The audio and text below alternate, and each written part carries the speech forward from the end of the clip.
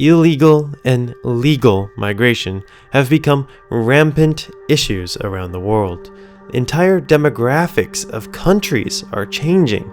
If you are watching this video, you are probably in a Western country feeling powerless, maybe even a little bit enraged about things that are happening that are just not in your control. In this video, I am talking about how I adapted to remain in control of my own environment and how to become a sovereign man.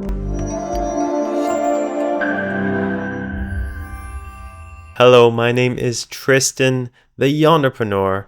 I help people become sovereign individuals. What does that mean? I help you learn to have financial and geographic freedom. When I talk about immigration, both illegal and legal, I need you to understand where I'm coming from on this issue. I have been traveling the world since I was 19 years old. I have spent more than 2 months in 5 of these 20 countries that I have been to over my lifetime. I have started businesses in 3 of these countries that I have been to, and I have been a legal immigrant many times over, and I will continue being legal immigrants for the foreseeable future. I have not yet been an illegal immigrant, and I don't plan on doing it anytime soon. So if you clicked on this video hoping to find a way to cross the Mediterranean Sea into Europe or to pass by Trump's half-built wall on the southern border with Mexico, this is not the video for you. At the end of the day, immigration kind of boils down to one thing, and that's just people looking for a better life. However, this better life looks very different depending on the individual, of course. Unfortunately, a lot of people think that this better life will be achieved by moving to a welfare state country, like somewhere in the EU, the United States, or Canada. And honestly, for the people that think that, it's pretty true.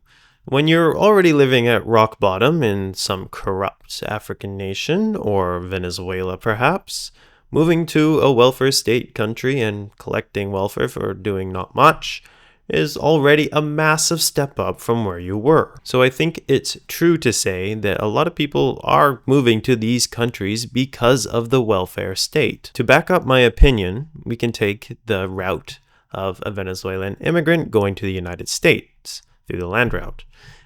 To go to the United States, they have to pass through not only Panama, Costa Rica, and El Salvador. All these countries are moderately successful. I've been to Panama myself, and the quality of life there's it's okay. It's nice. I could live there. And of course, there's multiple different issues for why someone might just go right to the United States instead of stopping somewhere along the way. One of those is probably the welfare state, though, because you immediately get money for just existing in the United States, where in El Salvador, you can achieve success now that Nayib Bukele has changed the country for the better. But the thing is you have to work for that success. You're not going to just achieve success for being alive just because you're a person. No, in El Salvador, if you come and you bring your skills and you want to work, then you can achieve success. There will be no welfare. There's a similar story playing out in Europe and Africa. When Africans make the move to Europe, they aren't stopping in Andorra. They're not stopping in Monaco. They're not stopping in Liechtenstein, Malta, or Switzerland. They're going right to the welfare state countries like Germany, France, and the UK. The countries I previously named, like Monaco and Malta, are the safest countries in the world. They are also some of the wealthiest countries in the world. So it would make sense for someone who is truly looking for success to think, maybe that's where I want to go if I want to achieve this better life through working hard. But they don't, because these countries follow a strong rule of law, and there is no welfare state in these states. They avoid these states and go right to the countries with laid-back legal systems and high wealth redistribution. So it is my personal belief that if you ended the welfare state in countries like Sweden, Germany, France, the UK, even the United States, specifically California, you would curb migration, illegal migration specifically, massively. It wouldn't end it though, because I do believe being homeless in a safer country like Germany, beats being prosecuted for being Christian in Eritrea, or being thrown in jail for life just because you supported the opposition party in Venezuela. But this is just a small portion of a much larger problem. I believe that no matter who is elected, whether it's Donald Trump or Kamala Harris or Justin Trudeau or Pierre Poilievre, even if these right-wing anti-immigration politicians are elected, like Trump, you will still see illegal immigration into the country. It may slow down, but it only takes 4 years of Trump, and then perhaps you get another Democrat, and then the illegal immigration wave returns to where it was previously. What I'm getting at with all this is that you and I, as individuals, we can't stop this. This is events that are out of our control. So instead of being in a state of constant frustration, look what you can do as an individual to fix these problems in your life with immediate results. Of course, a lot of people say, if you don't like something, run for office yourself. And honestly, I think that's an awful idea. You have to sway more than 50% of the population to think like you. And at the moment, I'd say maybe, if you're lucky, 50% of the current population might think that immigration is out of control. However, there's still at least half a population in your country that thinks it's fine. And the problem is, the half that thinks it's fine is growing because of the people that are coming into the country are just contributing to that side. So it's a constant reinforcement of that one belief. So soon enough, there'll be less and less and less and less people who want to curb illegal immigration and immigration in general. So honestly, I think running for office or getting involved in politics yourself is a waste of your energy, a waste of your time. What can you do to immediately change your surroundings so you like it better? One thing you can do is do what I have done and take a card out of the migrator's hand and become the migrant yourself. What do you want from your country? Economic opportunity, freedom of speech, freedom of religion, clean, safe. I can promise you, there is a country in the world that either has all the things you are looking for, or at least most of the things that you want from your country. My example is Canada. I am Canadian, born there, but Canada now lacks a lot of things that make me happy. One thing that I really appreciate in a country is clean and safe cities. If you go walk around Vancouver or Toronto in Canada, they are not clean and they are not safe. If you go to Tokyo, Japan, they are the most dangerous section of Japan or Tokyo is probably the safest part of Vancouver.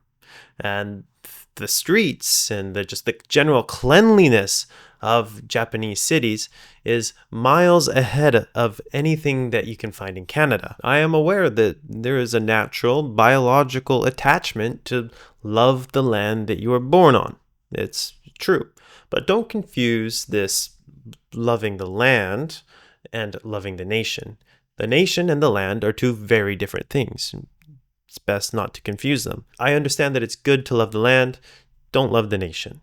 It's just dirt at the end of the day. Countries around the world will open their doors wide for people who bring skills and actually contribute to their economies, who in return will give you the aspects of life that you are looking for in your country. So you don't have to stay in the one country that no longer gives you the things that you want to be happy. So what I'm telling you is to become a skilled person, a person that is desired by countries around the world. Once you have this ability, you don't have to stay in that one country. People will openly welcome you, and you can watch from afar as your previous home has bad policies that eventually cannibalize the country. One good thing though is that countries kind of go on a cycle. For example, I'm going to use Argentina. Argentina had awful policies for about 20 to 30 years now. Just garbage socialist problems that destroyed the currency, destroyed everyone's assets, and just made Argentina not so great of a place to live. Now it's slowly becoming something else. The people realize that the policies were destroying the country, and now they have introduced Javier Milei, who is bringing things back to normalcy.